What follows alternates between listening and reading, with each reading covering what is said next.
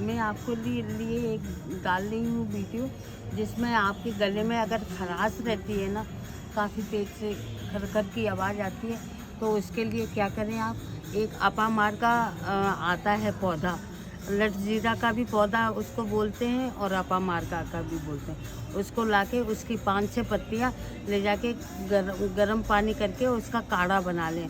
1 गिलास पानी रखें, उसमें 5-6 पत्तियाँ डालें, आधा रह जाए तो उसको छान के रख दें। हल्का गरम से उसके गरारे करें और पानी को थूकते जाएँ। आपकी है ना गले की खरखराहट दूर हो जाएगी बिल्कुल।